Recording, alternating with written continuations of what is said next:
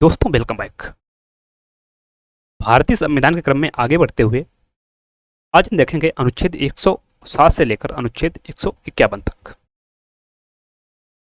तो बिना देरी किए हुए शुरू करते हैं वीडियो को। अनुच्छेद 107 विधेयकों के पुनः स्थापन पारित किए जाने के संबंध में उपबंध।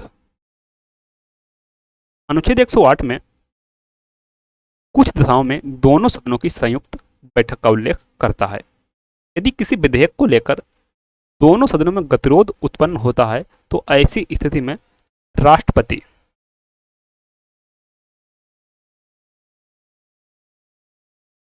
संयुक्त बैठक बुला सकते हैं। अनुच्छेद 109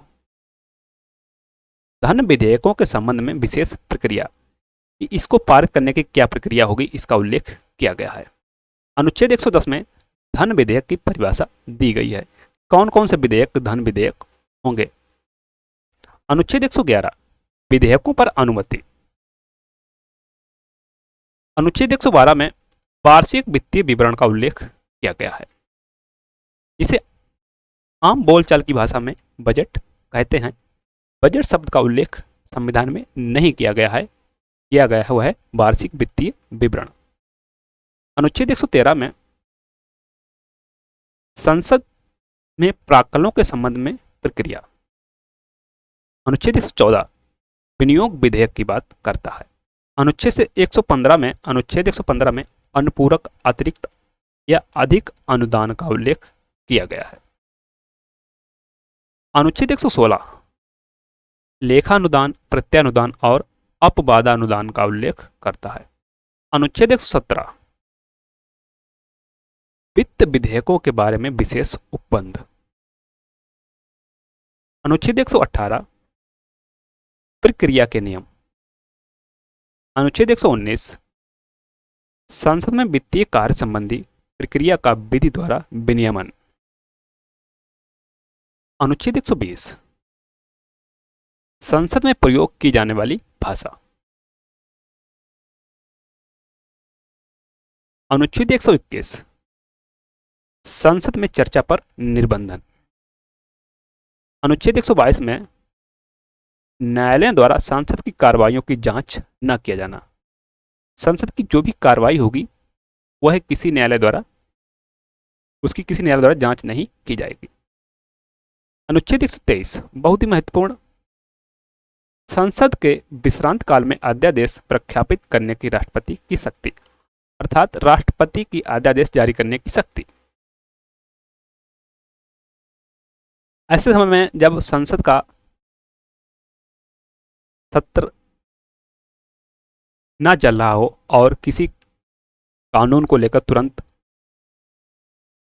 आदेश देना हो तो ऐसी स्थिति में राष्ट्रपति अध्यादेश जारी कर सकते हैं। अध्याय 4 संघ न्यायपालिका, द यूनियन ज्यूडिशरी। अनुच्छेद 124 उच्चतम न्यायालय की स्थापना और गठन का उल्लेख करता है। अनुच्छेद 125 में न्यायाधीशों के वेतन आदि का उल्लेख किया गया है। अनुच्छेद 126 में कार्यकारी मुख्य न्यायमूर्ति की नियुक्ति। अनुच्छेद 127 तदर्थ न्यायमूर्ति की नियुक्ति का उल्लेख किया गया है। अनुच्छेद 128 में उच्चतम न्यायालय की बैठकों में सेवानिवृत्त न्यायाधीशों की उपस्थिति। अनुच्छेद 129 बहुत ही महत्वपूर्ण, उच्चतम न्यायालय का अभिलेख न्यायालय होना। अभिलेख न्यायालय कौन कौन से हैं? उच्चतम न्यायालय और उच्च न्यायालय।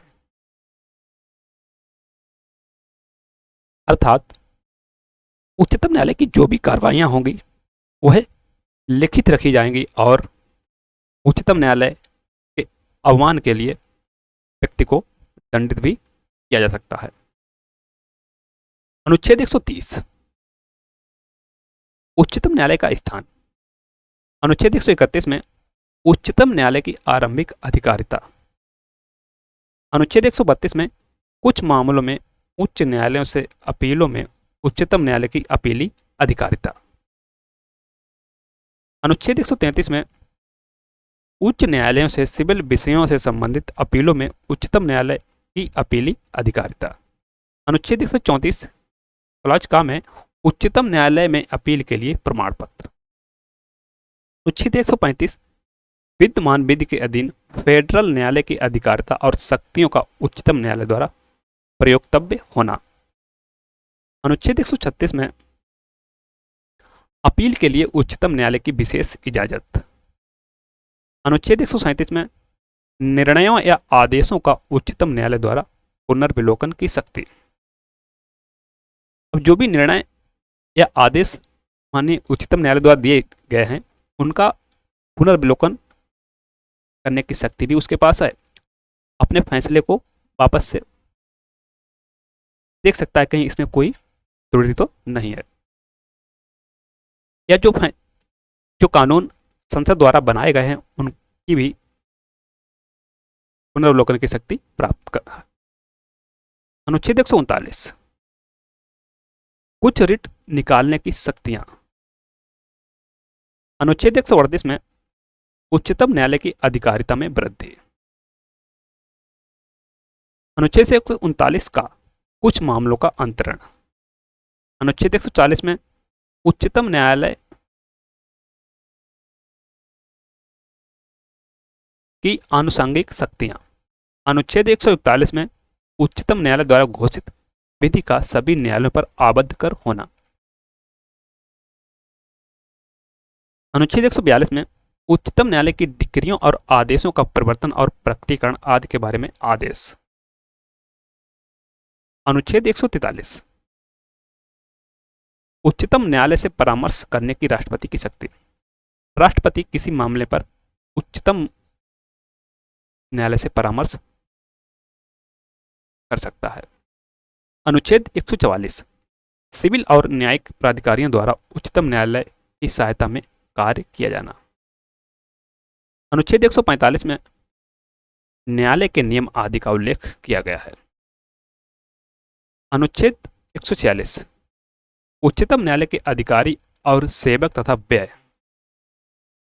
अनुच्छेद 147 निर्वचन।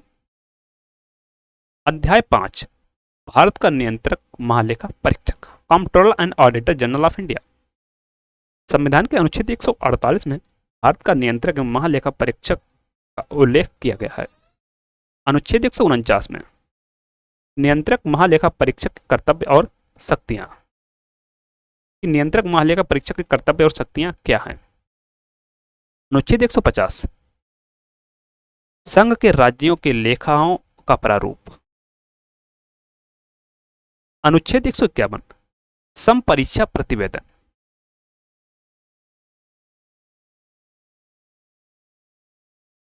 Thanks for watching. मिलते हैं नेक्स्ट वीडियो में अगले अनुच्छेद के साथ। तब तक के लिए नमस्कार।